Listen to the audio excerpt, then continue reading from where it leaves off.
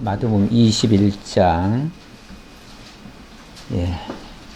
1절로부터 5절까지 다 같이 합독을 해보겠습니다.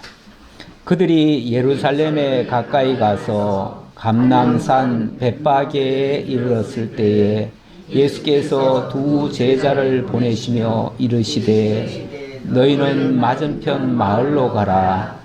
그리하면 곧 메인 나귀와 나귀 새끼가 함께 있는 것을 보리니 풀어 내게로 끌고 오라. 만일 누가 무슨 말을 하든지 주가 쓰시겠다 하라. 그리하면 즉시 보내리라 하시니 이는 선지자를 통하여 하신 말씀을 이루려 하심이라 일렀으되 시온 딸에게 이르기를 내 왕이 내게 임하나니 그는 겸손하여 나귀 곧 멍에 매는 짐승의 새끼를 탔도다 하라 하였느니라. 아멘. 주보를 보시면 20장부터가 왕권에 의한 그리스도 증거가 되겠습니다. 20장에서 왕권의 성질을 소개를 해드렸고요. 오늘은 직접 예수님께서 왕권을 행사를 하십니다. 당신의 권세가 왕이시라는 것을 증거를 해 보이시는 그런 모습이다, 그 얘기죠. 자, 그리고 21장에서는 여러 가지 사례들이 많이 나옵니다. 일단은 예수님께서 예루살렘에 입성을 하십니다. 역사적인 사건이죠. 그런데 예루살렘에 입성을 하시는데 나귀 새끼를 타시고 입성을 하셔요. 이게 아주 특이한 모습입니다. 예수님이 이번에 예루살렘에 입성하신다는 것은 그냥 단순히 예루살렘 한번 방문한다, 이 차원이 아닙니다. 이 차원이 아니고 사실은 예수님 그 자신은 내가 이번에 예루살렘 가면은 나는 죽는다 그러셨어요. 나는 그 기존의 종교 기득권자들에게 잡혀가지고 그들에게 고문을 받고 죽을 것이다. 그러나 3일 만에 살아날 것이다. 이 얘기를 하셨죠. 그런데 제자들은 이 말을 그대로 고지를 듣는 게 아니고 이번에 올라가면 왕이 될 것이다. 이렇게 생각을 했어요. 그래가지고 예수님이 말씀하신 것과 제자들의 기대는 전혀 달랐어요. 제자들은 이번에 예수님이 예루살렘에 올라가시면 왕이 되시고 왕이 되면 누가 큰 자가 되어서 예수님 곁에 있을 것인가, 그게 관심사였어요. 오죽하면은 요한의 어머니는 자기의 두 아들이 지금 예수님을 따라다니는데 제일 혁혁한 공을 세우고 있으니 우리 아들 두 아들이 예수님의 좌우편에 앉게 해달라고 이렇게 요청을 할 정도였어요. 그 정도로 착각을 했어요. 근데 예수님은 너희들이 지금 뭘 하는지도 모르는구나, 뭐 이런 식으로 말씀하셨죠. 그런데 어쨌든 예루살렘을 입성을 하시는데 그 모습이 아주 독특합니다. 일단은 나귀 새끼를 가져오게 해가지고 그 나귀 새끼를 타고 입성을 하십니다. 그런데 사람들이 그 나귀 새끼를 타신 예수님을 향해서 호산나 찬양을 부르게 되어집니다. 이것도 아주 특이하고요. 그리고 예수님이 제일 먼저 도착한 곳이 성전인데 성전에서 하시는 일이 매우 또 놀랍습니다. 왜냐하면 성전을 정결케 하셨거든요. 그런데 성전 정결케 하신다고 성전 안에서 장사하는 자들 상을 다 들러 엎으시고 채찍으로 그들을 내리치시는 이런 아주 기괴한 모습을 보여주셨어요. 그러면서 너희들이 이 성전을 강도의 구례로 만들었다. 그러면서 성전을 정결케 하셔요. 이걸 통해서 예수님 자신이 그 성전의 주인이심을 증거를 합니다. 그리고 무화과나무를 마르게 하셔요. 이걸 통해서 메시아의 주권을 또 보여주시고요. 두 아들과 포도원 비유를 통해서 또 왕의 권세를 가르쳐 주십니다. 자, 이런 내용들이 이제 21장에서 소개되는데요. 자, 21장. 자, 전체적으로는 이런 내용이 담겨 있고요. 자, 21장 1절로부터 11절까지 나귀 새끼를 타시는 모습은 바로 당신이 평화의 왕이심을 증거하는 그런 내용이 되겠다 그 말이죠. 자, 1절 다시 한번 보겠습니다. 그들이 예루살렘에 가까이 가서 감람산 벳바게에 이르렀을 때에 예수께서 두 제자를 보내시며, 이 감람산 벳바게라고 하는 곳은 예루살렘 초입입니다. 예루살렘 초입인데 거기서 갑자기 두 제자를 보내시더니 이렇게 말하래요. 너희는 맞은편 마을로 가라. 그리하면 곧 메인 나귀와 나귀 새끼가 함께 있는 것을 보리니 풀어 내게로 끌고 오라. 이제 감람산 아마 정확히는 알 수 없지만은 조금 높은 자리에서 저 아래를 내려다 보시면서 말씀하신 것 같아요. 내려보시면서 저 아래에 지금 마을이 있는데 그 마을에 가가지고 나귀와 나귀 새끼가 함께 있는 것이 있다.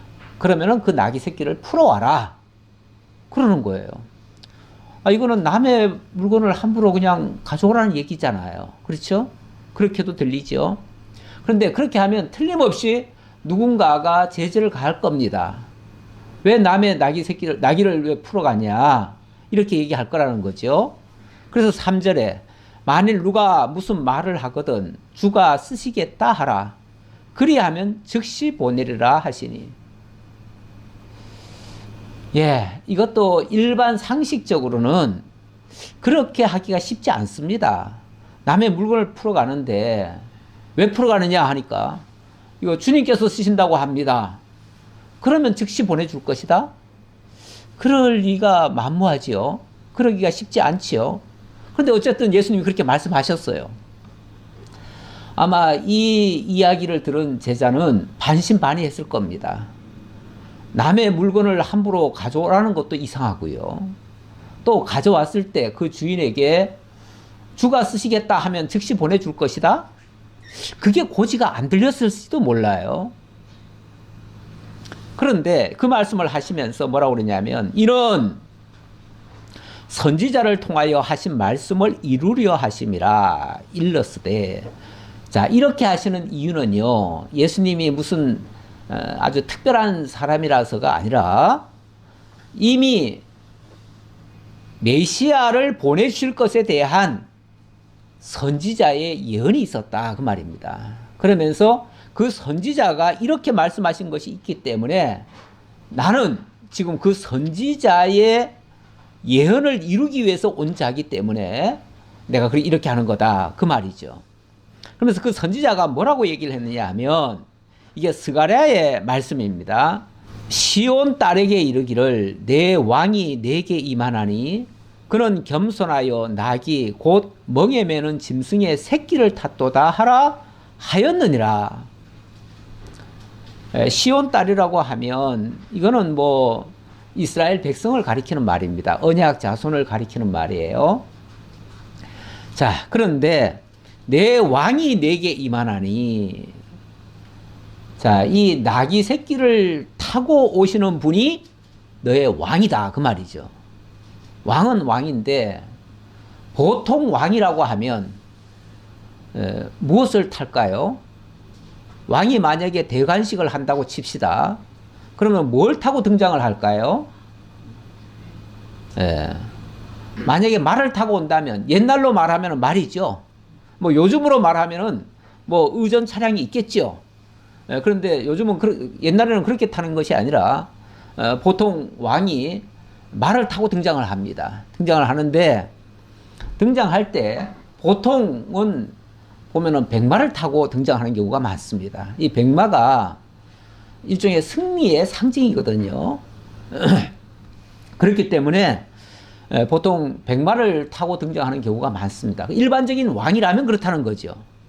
근데 예수님은 자, 뭔가를 타고 등장을 하시니까 왕인 것 같기는 한데 이거 그냥 왕은 아닌 거예요. 세상적인 일반 왕은 아닌 거예요. 오히려 그가 타신 것은 낙이 곧 멍에 매는 짐승의 새끼를 탔도다 하라 하였느니라 그랬으니까 낙이 새끼라는 거예요. 한마디로. 낙이 큰 낙이도 아닌 것 같고 낙이 새끼라고 얘기를 해요. 아까 그 나귀를 풀어오라고 할 때에 나귀와 나귀 새끼가 함께 있을 거다. 그 함께 있는 그 나귀를 풀어오면 나귀 새끼도 같이 딸려오겠죠. 나귀 새끼는 그냥 원래는 나귀만 묶어놓지 나귀 새끼까지 안 묶어놔요. 그럼 나귀를 묶어놓으면 나귀 새끼는 그 옆에 항상 같이 있는 거예요.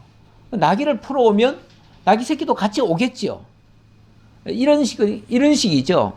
그래서 다른 성경에 보면 제자들이 가서 나귀를 풀었다. 그래서 새끼가 따라온 거죠. 정확히 말하면 그렇게 얘기를 해야죠. 자, 어쨌든 이런 말씀을 하셨어요. 그러니까 이제 제자들이 가서 예수께서 명하신 대로 하여 나귀와 나귀 새끼를 끌고 와서 자기들의 겉옷을 그 위에 얹음에 예수께서 그 위에 타시니, 물론 여기는 말씀이 좀 생략이 됐습니다. 생략이 됐는데 이 비슷한 말씀이 누가복음에도 있고 다른 성경에 몇 군데 있거든요. 있는데 거기 보면 분명히 그 주인이 묻습니다. 왜 남의 나귀를 푸느냐라고 하니까 주가 쓰시겠다고 합니다. 그랬더니 두 말도 안 하고 보내주더라는 거죠. 그래서 이 제자들이 진짜 그 예언의 말씀이 맞구나. 그 전까지는 아마도 이 제자들도 반신반의했을 겁니다. 틀림없이. 설마 남의 물건을 끌고 오는데 그냥 내줄 사람이 어디 있겠는가. 그래서 정말 조심스럽게 그걸 풀려고 하는데 주인이 딱 나타나가지고 왜 남의 나귀를 풀어가느냐 라고 하니까 주님께서 쓰신다고 합니다 라고 하니 두 말도 안 하고 줬다는 거죠.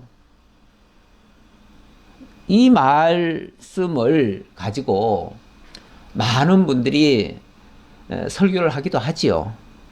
제가 들어본 바로는 이 말씀은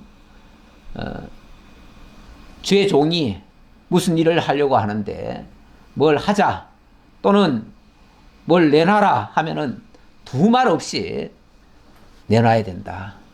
그쪽으로 이 말씀을 많이 이용하는 것 같아요.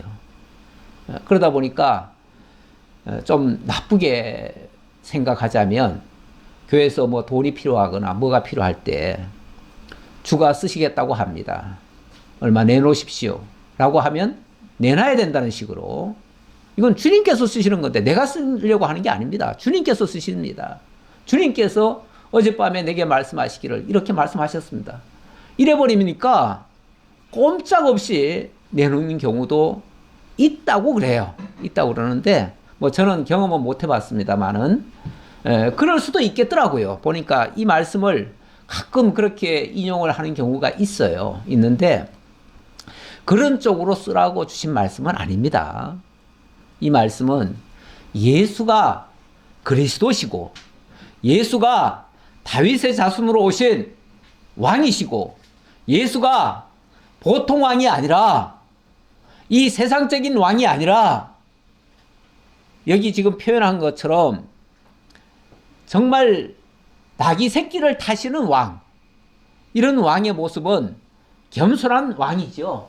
겸손한 왕의 모습이에요. 여기 이제 스가랴의 말씀을 제가 하나 인용을 했는데요. 여기 보니까 이렇게 적혀 있어요. 이게 그러니까 예수님이 인용한 말씀은 바로 이 말씀을 인용한 거예요. 시온에 따라 크게 기뻐할지어다. 예루살렘에 따라 즐거이 부를지어다.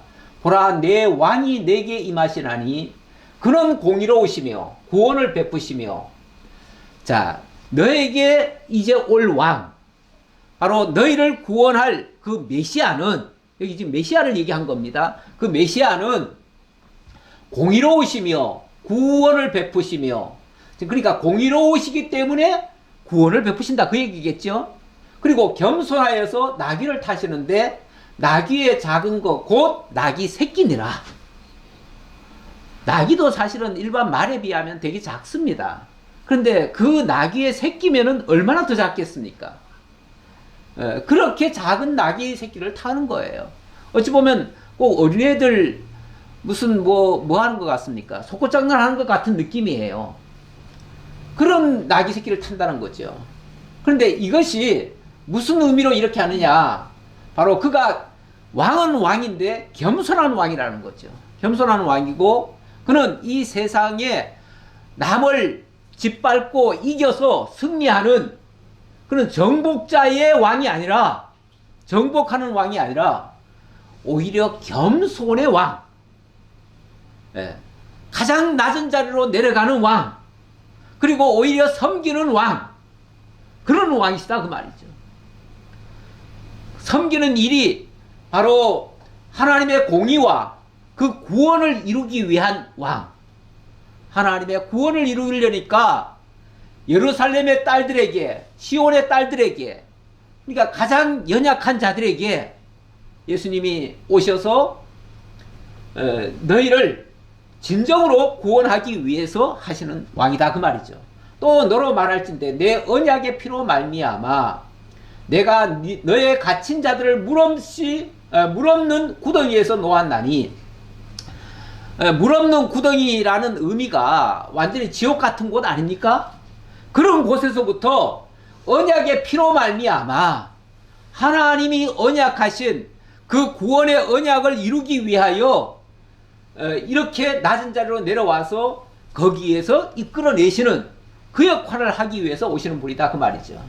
그러면서 그 대상은 어떤 대상이냐면 갇혀 있으나 소망을 품은 자들아 너희는 요새로 돌아올지니라. 갇혀 있으나 소망을 품은 자들아.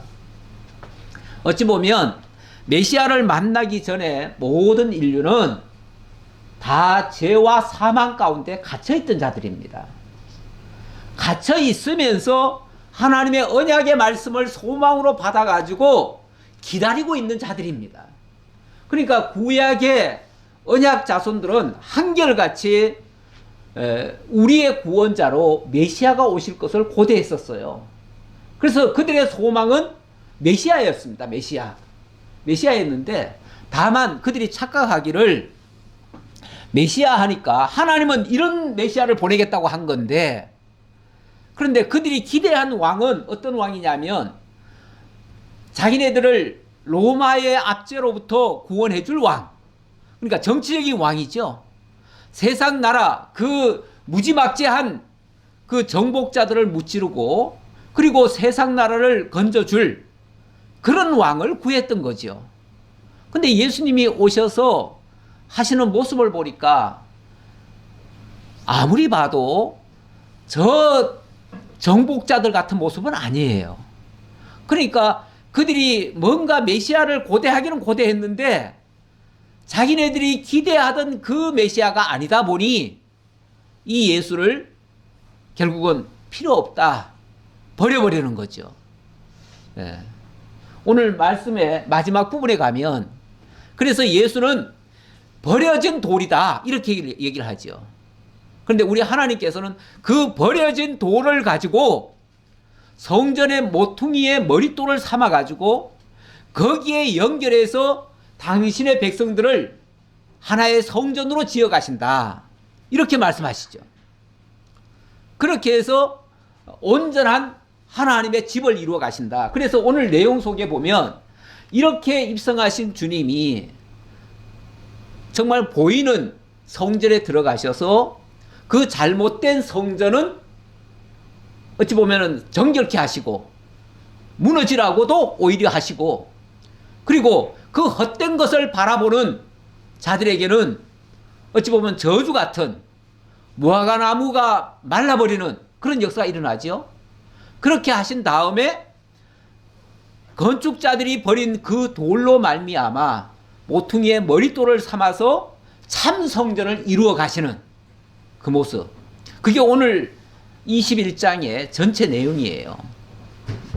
그러면서 소망을 품은 자들아 너희는 요새로 돌아올지니라. 이 세상적인 그런 거 기대하지 말고 정말 도피성 같은 우리 주 예수 그리스도에게로 나오라 그 얘기예요. 내가 오늘도 이르노라 내가 너에게 갑절이나 갚을 것이라. 그렇게 하면 너희들의 바라고 소망하던 것 다 이루어주게 하리라. 그 약속의 말씀. 이거는 스가랴가 이때로부터 예수님 오시기 전 약 400년 전 그때 예언된 말씀이에요. 이 말씀 말고 사실은 이사야도 한 600년 전에 또 한 700년 전에 이 말씀을 또 하셨어요. 그러니까 우리 하나님께서 이런 식으로 메시아를 보내주시겠다는 약속을 수없이 하셨습니다. 사실은 수없이 했는데 사람들은 다 자기들 읽고 싶은 대로 읽고 듣고 싶은 대로 들어요.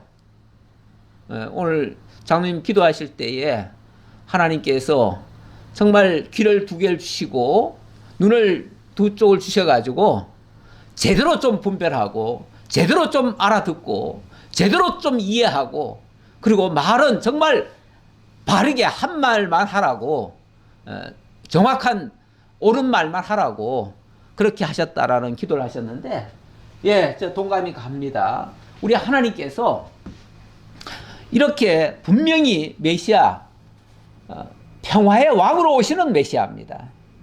이 겸손한 왕은 평화의 왕이에요. 평화의 왕이에요.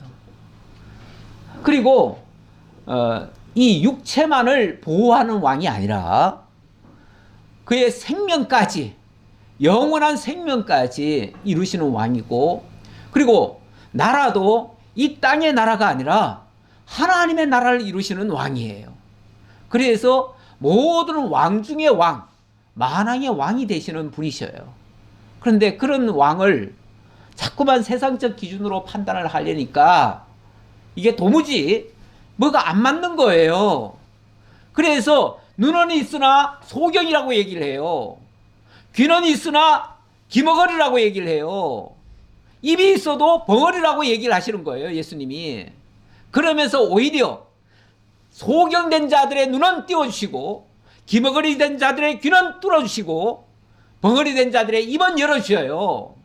우리 예수님이 하시는 일이 이래요. 그러니까 세상에서 본다고 하는 자들은 오히려 못 보게 하시고 정말 주님만을 바라보고 있는 자들, 그래서 눈은 감고 있고 지금은 안 들리지만 성령을 통해서 듣게 하시고 깨닫게 하시고 믿어지게 하시는 새로운 역사가 진짜 하나님의 나라의 역사예요. 이게 기독교예요. 기독교는 이 세상 것 기준으로 얘기하는 게 아니에요. 물론 세상 것은 이거는 너희는 먼저 그의 나라와 그의 의를 구하라. 그리하면 이 모든 것을 너희에게 더하시리라. 그거는 보너스예요. 그거는 우리가 추구할 바가 아니라 그거는 하나님이 우리가 그의 나라와 그의 의를 추구할 때에 하나님이 덧붙여 주시는 것들이에요. 그거는 그냥 감사할 일이지 그걸 우리가 추구할 일은 아니에요. 우리는 먼저 그의 나라와 그의 의를 구하면 그 모든 것들은 하나님께서 더하여 주실 것이라고 하는 이 믿음 가지고 겸손히 하나님의 나라가 이루어지기를 구하는 그러한 자들이 마땅하지요. 그래서 참된 메시아를 바르게 깨달아야 되는데 이 주가 쓰겠다 하는 말은 바로 주가 누굽니까? 주가 바로 임금이고 임금 주자예요. 임금이고 그리고 왕이란 얘기예요. 그것도 그냥 왕이 아니라 만왕의 왕, 정말 하나님의 약속하신 그 메시아다 그 말이죠. 그 메시아가 쓰시겠다 하니까 어떻게 안 내주겠어요. 그리고 그 메시아도 그냥 메시아가 아니라 나중에 보면 호산나 이야기가 나오잖아요. 주의 이름으로 오시는 이 바로 그분이 쓰시겠다는 거예요. 그분이 쓰시겠다고 하나님이 언약을 하셨는데 이 내용을 누가 알겠습니까? 그 언약을 기억하는 자만이 알겠지요. 그 말씀을 기억하고 있는 자만이 알겠지요. 그러니까 이 주가 쓰겠다라는 이 말에 이 나귀를 풀어가도록 허락한 그 사람은 틀림없이 하나님의 이 약속의 말씀을 알았던 사람인 거겠죠. 그러니까 이 약속의 말씀을 아는 자들은 그 메시아를 영접하는 거예요. 그러나 그 메시아를 알지 못하는 자들은 정치적 메시아를 추구하다 보니 결국은 메시아를 아무도 영접하지 못했어요. 그래서 얼마 후에 곧바로 그들이 많은 사람들이 메시아를 죽이겠다고 돌팔매를 들잖아요. 십자가에 못 박아 버리잖아요. 이번에 예수님이 여기 오신 것은 바로 왕위의 대관식을 하려는 것이 아니고 당신이 주이심을 증거하면과 동시에 당신은 이제 그들에게 붙잡혀서 십자가에 못 박혀 죽으러 오신 거예요. 그래서 올라오시기 직전부터 내가 이번에 올라가면 죽을 것이다. 그 얘기 한 거 아닙니까? 계속해서. 그 얘기 계속 하시면서 얘기했어요. 제가 20장 18절 다시 한번 읽어 드릴게요. 예수님 분명히 올라오시면서 예루살렘 직전에 이런 말씀 하신 거예요. 제자들한테. 보라, 우리가 예루살렘으로 올라가노니 인자가 대제사장들과 서기관들에게 넘겨짐에 그들이 죽이기로 결의하고 이방인에게 넘겨주어 그를 조롱하며 채찍질하며 십자가에 못 박게 할 것이나 제3일에 살아나리라. 보세요. 이번에 내가 예루살렘에 올라가면 나는 저 대제사장들에게 잡힐 거야. 그리고 대제사장은 직접 사형 선고를 낼 수가 없습니다. 그러니까 왜냐하면 로마 치하에 있어가지고 판결권이 없어진 거예요. 그 주권이 사라진 거예요. 그래가지고 결국은 이방인에게 빌라도에게 넘겨져 가지고 그들에 의해서 사형 선고를 받고 로마의 그 사형틀인 십자가에 죽을 것이다. 이 얘기예요. 그런데 문제는 여기서 말이 끝나는 게 아니라 그렇게 하고 나서 제3일에 살아나리라 그랬잖아요. 제3일에 살아난다는 말은 그 죽음의 권세까지도 뭐 한다는 겁니까? 이기신다. 그것까지도 무너뜨리신다. 세상에 가장 강력한 권세가 죽음의 권세인데 그 죽음의 권세까지도 이기시는 그가 진정한 만왕의 왕이심을 증거하는 내용이었어요. 그래 놓고 지금 예루살렘 올라오는 거거든요. 그러니까 예수님이 이번에 올라가면 내가 왕자리에 올라가 가지고 너희들 한 자리씩 주겠다 이 얘기한 게 절대 아니에요. 그런데도 많은 사람들은 오해를 했다 그 말이죠. 오해를 했고 그리고 제자들이 이제 가서 예수께서 명하신 대로 하여 나귀와 나귀 새끼를 끌고 와서 자기들의 겉옷을 그 위에 얹음에 예수께서 그 위에 타시니 자 일단은 제자들은 나귀를 끌고 왔으니까 그 나귀 새끼의 이제 안장에다가 자기들의 옷을 이렇게 덮어줬나 봐요. 그냥 뭐 생짜배기 나귀니까 뭐 그렇게 아무것도 없을 거 아니에요. 그러니까 거기다가 안장 대신 자기네들의 옷을 거기다가 얹어준 거죠. 자 그렇게 해서 예수께서 그 위에 타시니 무리의 대다수는 그들의 겉옷을 길에 펴고 다른 이들은 나뭇가지를 베어 길에 펴고 앞에서 가고 뒤에서 따르는 무리가 소리 높여 이르되 그런데 제자들이 그렇게 자기들의 옷을 벗어가지고 나귀에다 이렇게 얹으니까 예수님이 올라타셨어요. 타시니까 그걸 본 많은 사람들이 이제 소리를 지르기 시작하는 거죠. 소리를 지르는데 뭐라고 그러냐면 자기네들의 옷도 길에다 폈대요. 길에다 펴고 그 위를 밟고 가게 하는 것은 이건 어찌 보면은 그 보통 왕 대관식 할 때 보면은 카페트가 쫙 깔리잖아요. 그것이 연상되긴 하는데 그런 좋은 화려한 그런 카페트가 아니라 자기네들이 입고 있던 어찌 보면 누더기 같은 옷이에요. 이스라엘 사람들은요 옛날에는 워낙 없어서 그렇기도 했겠지만 이 옷이라고 하는 것이요 그냥 단순히 옷이 아닙니다. 이게 저녁에는요 이게 이불도 되고요 낮에는 입고 다니는 옷이고요 그래서 이거는 뭐 거의 뭐 그냥 늘 착용하는 거예요. 늘 착용하는 거예요. 그런 거를 벗어서 내어드린다고 하는 것은요 자기의 모든 것을 다 드린다는 의미와도 같아요. 그러기도 하고 그 권세 아래 자기를 내린다는 그런 의미도 되긴 해요. 그런데 뭐 그건 중요한 건 아니고요. 어쨌든 이거는 일종의 대관식이긴 한데 일반 왕의 대관식하고는 전혀 다른 모습이죠. 그러면서 앞에서 가고 뒤에서 따르는 무리가 소리 높이 이르되 호산나 다윗의 자손이여 찬송하리로다 이렇게 얘기를 하네요. 호산나 다윗의 자손이여. 이 호산나라는 말, 호산나라는 말은 뭐 특별한 건 아니고요.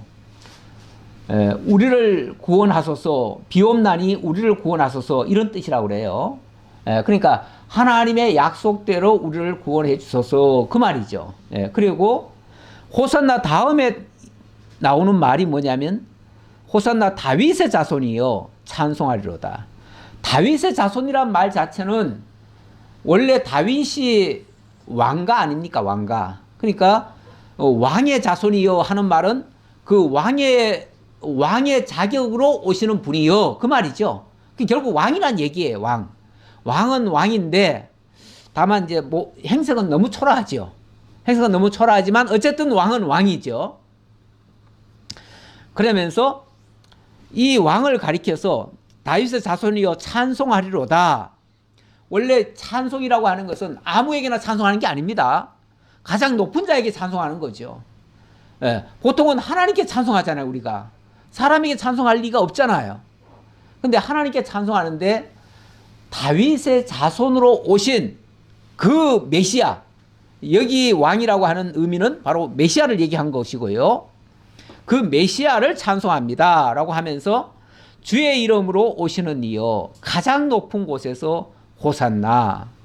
가장 높은 곳에서 또 주의 이름으로 여기 주는 사실은 구약에 언약하신 여호와죠. 여호와.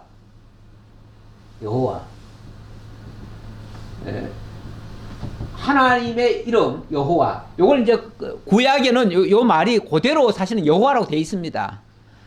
여호와의 이름으로 오시는 이렇게 되는데 여호와 하나님의 이름이 여호와 아닙니까? 여호와란 말 자체가 약속대로 이루시는 분이시고 또 구원자셔요. 자, 그러면은 약속대로 오셔서 구원을 하기 위해서 약속대로 오시는 분이다 그 말이죠. 약속대로 오시는 그분, 주의 이름으로 오시는 이여 가장 높은 곳에서 호산나 하더라. 가장 높은 곳에서라는 말은 높은 곳에 계신 하나님이 이 낮은 곳으로 오셨다 그 말이죠. 그러니까 높은 곳, 바로 하나님의 그 보좌에서부터 그 보좌를 버리시고 이 땅에 오셔서 낮고 천한 곳에 있던 우리를 이끌어 올리시기 위하여 오신 분이시다 이 얘기죠. 바로 이 메시아가 무슨 일을 할 것인가를 정확히 설명하는 내용이고 그게 구약의 언약된 말씀이고 그 언약대로 찬양을 하는 거예요.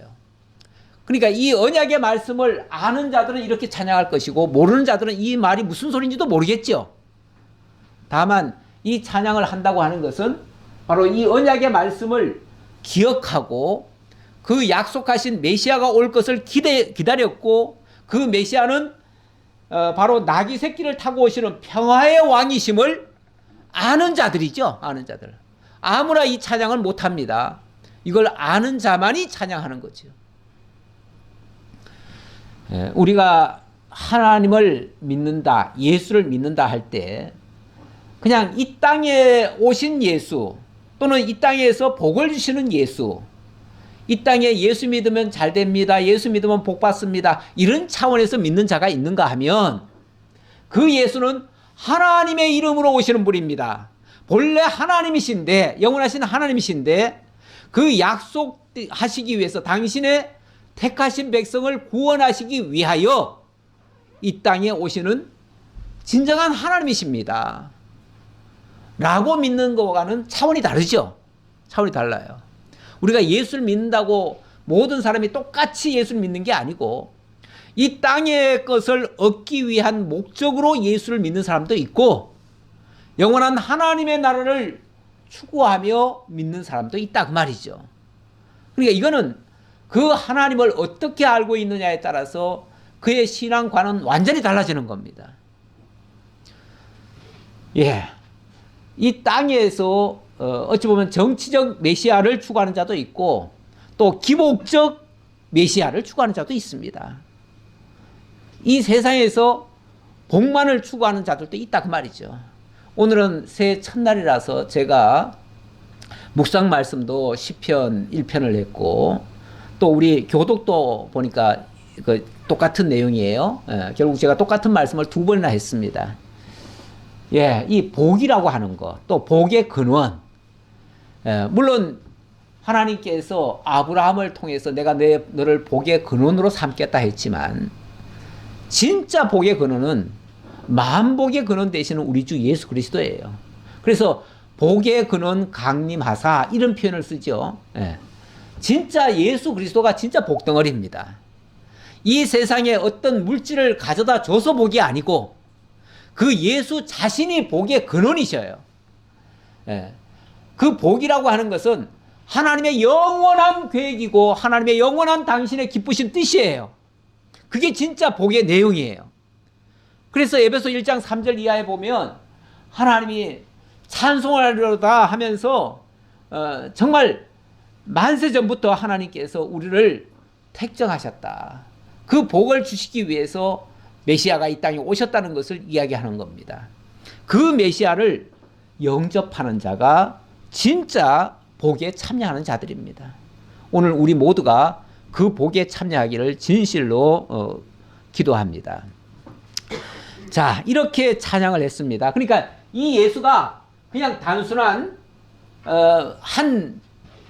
위대한 인물이 아니라 영원 자존하신 하나님께서 당신의 이름으로 직접 그 높은 곳에서부터 이 낮은 곳까지 오신 분이다.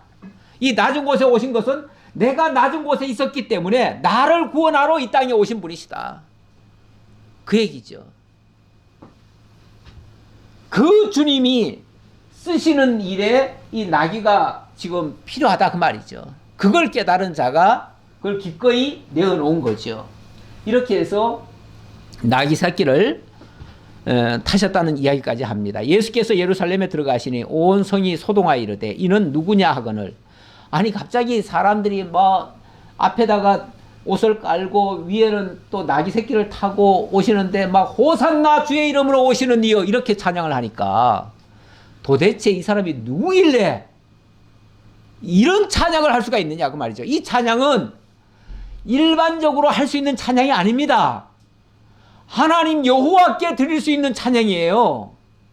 그 찬양을 지금 이 사람을 겨냥해서 지금 거기에 나귀에 타고 있는 사람을 향해서 찬양을 하고 있으니 도대체 이 사람이 누구길래 이런 찬양을 하냐 그 말이죠. 소동할 만하지요. 그래서 소동이 일어났어요. 하거늘 무리가 이르되 갈릴리 나사렛에서 나온 선지자 예수라. 그랬더니 이제 어떤 사람이 그런 거예요. 예, 이 사람 저 갈릴리 나사렛에서 온 예수입니다. 이렇게 얘기를 했다 그 말이죠. 자, 이 말은 언뜻 들으면 어떻게 된 거죠? 예, 나사렛 예수라고 하면 와, 그 대단한 곳에서 오셨네, 위대하다 이렇게 말할까요? 예, 그 나다나엘이라는 사람에게 어느 제자가 우리가 메시아를 보았다 그러면서 메시아를 소개했지요. 예수를 소개했지요. 했더니 어디서 왔는데 나사렛에서 왔다. 그러니까 그 나사렛에서 무슨 선한 것이 나겠느냐 이렇게 말을 했죠. 나사렛이라고 하면 예루살렘에서 봤을 때는요, 저 시골 어디 총구석, 사실 이 당시만 해도 그 나사렛이라고 하는 지역이 이방 접경 지역이에요. 우리나라로 말하면 저 판문점 있는데 거기쯤 될지 모르겠어요. 저 이방 땅에서 걸핏하면 그 이방으로부터 침입을 당해가지고 맨날 짓밟히고 쫓겨다니고 피난 다니고 정말 불안하게 살던 그런 지역에서 왔다 그 말이에요. 아니 그런 데서 무슨 선한 것이 나겠느냐, 그런 데서 무슨 메시아가 오겠느냐 그 말이죠. 무슨 하나님의 역사가 어디 그런 데서 오겠느냐. 모든 사람들의 선입견은 그런 데서는 별 볼 일 없어. 그렇죠. 자, 시골짝에서 어느 사람이 왔다. 이 사람은 자, 시골 어디서 왔습니다. 그러면은 그 사람을 위대하게 우러러 보겠습니까? 전혀 그렇지 않습니다. 한마디로 다 무시하죠. 다 비웃겠죠. 그런데 이 예수님이 12절로부터 보니까 오시자마자 제일 먼저 하신 일, 너무너무 뜻밖의 일을 하셔요. 그 일이 아마 그 당시 예루살렘 기득권자들 입장에서는요, 정말 기가 막히고 코가 막힐 일이죠. 경악할 일이죠. 한마디로 경악할 일이죠. 무슨 일을 하십니까? 성전에 들어오자마자 이렇게 하십니다. 12절 보겠습니다. 예수께서 성전에 들어가사 성전 안에서 매매하는 모든 사람들을 내쫓으시며 돈 바꾸는 사람들의 상과 비둘기 파는 사람들의 의자를 들러 엎으시고, 여기는 그냥 내쫓았다 그러지만은 또 다른 성경에 보면 병행 구절에 보면 예수님이 채찍을 만드사 채찍으로 내리쳤대요. 상을 막 내리쳤대요. 아마도 제가 추측컨대는 이 허리띠를 뽑아가지고 채찍처럼 그걸로 내리친 것 같아요. 이게 뭐 하는 짓들이냐 그 말이죠. 감히 성전에서 장사를 하다니. 성전에서 그 장사를 하다니. 이 참고로요, 이 성전이 어떤 성전인가를 조금 설명드릴게요. 이 성전은요, 옛날에 스룹바벨이 포로 잡혀갔다가 와가지고 정말 어렵게 성전을 제거를 했습니다. 그런데 그때는 돈이 하나도 없었어요.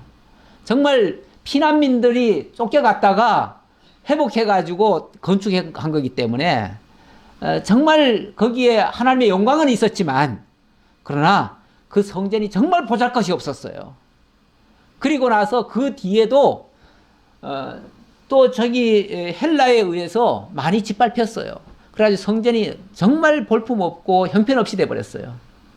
그런데 이두메 사람 헤롯이 로마 시대에 로마로부터 권세를 얻어가지고 이스라엘을 다스리기 위해서 왔습니다. 그러니까 이방인이죠. 엄밀하게 말하면 이방인이 와가지고 이스라엘의 왕이 된 겁니다. 그런데 이스라엘 사람들로는 도저히 용납을 못하겠어요. 이방인이 우리를 짓밟는 거에 용납을 못하겠어요. 그래서 이스라엘의 환심을 사기 위하여 이스라엘 사람들이 가장 좋아할 만한 일을 했는데, 그게 바로 뭐냐면 성전을 증축을 해준 거예요. 증축을 해주는데 그 보잘것없는 시커먼 그런 성전을 황금 성전으로 바꾸어 줍니다. 예수님 이 당시까지 무려 46년간 이 공사를 했어요. 그러니까 돈도 어마어마하게 많이 들어갔을 거고, 그리고 막 황금으로 만들었기 때문에 너무나 화려하고 너무나 아름다워요. 너무 멋진 집이 됐어요. 그런데 거기에 제사장들을 로마 정부에, 로마에게 협조하는 자들을 제사장으로 세운 거예요. 그러니까 정통 레위인 가운데서 아론의 자손을 대제사장으로 삼은 게 아니고 그냥 로마 정부에 협조하는 자들, 그런 자들을 제사장으로 삼아놨어요. 그러니까 그들은 막말로 로마 정부에 힘을 써야 돼요. 돈을 줘야 돼요. 돈을 주고 제사장이 됐으니 그들이 제사장 노릇하는 동안에 본전을 찾아야 될 거 아니에요. 많은 돈을 들여가지고 쉽게 말하면 제사장이 됐으니, 그래서 그 돈을 회수하기 위해서 장사꾼들을 끌어들인 겁니다. 와가지고 이스라엘 백성들이 성전에 제사로 오면 너희들이 여기서 그들에게 성전 재물을 바꿔치기 해가지고, 바꿔치기 하면은 거기서 웃돈 받을 거 아니에요. 그렇게 해서 비둘기도 바꿔주고 소도 바꿔주고, 그러니까 재물을 가져오면 멀리서 가져오니까 다 불합격을 놔버려요. 이건 다 부정해졌다. 그러니까 정결한 걸로 바꿔와라. 그러니까 거기서 어쩔 수 없이 바꿔줘야 될 거 아니에요. 바꿨는데 그냥 바꿔주나요? 웃돈을 줘야지요. 그래가지고 거기서 장사를 한 거예요. 그리고 그 장사해가지고 이익 남으면은 그걸 또 대제사장에 갖다 바치는 거예요. 이런 식으로 해가지고 성전이 완전히 장사꾼들로 앞에 그냥 가득 차 있었던 거예요. 근데 이게 그 당시는 당연히 그런 줄 알았어요. 당연히 그런 줄 알았는데, 예수님이 오시자마자 대뜸 막 상을 들러 엎고 채찍으로 그냥 그 상들을 내리치는 거예요. 사람을 쳤다는 건 아니에요. 그 상들을 내리치면서 그 물건들을 다 그냥 새들을 날려보내버리고 막 다 이렇게 해버리는 거예요. 그러니까 그 발칵 뒤집혔죠. 그 제사장들이 봤을 때는 저 완전 미친놈 아닌가. 남의 사업을 다 망치는 자 아닌가. 자기네들이 그걸 통해서 돈을 벌어야 되는데 그걸 완전히 못하게 하는 거 아닙니까? 그러면서 하시는 말씀이 그들에게 이르시되 기록된 바 내 집은 기도하는 집이라 일컬음을 받으리라 하였거늘 너희는 강도의 소굴을 만들었도다. 강도의 소굴. 강도의 소굴. 지금 하나님의 집이 뭐가 됐다고요? 강도의 소굴이 됐어요. 강도는 날강도 그러면은 남의 거 빼앗는 거 아니에요?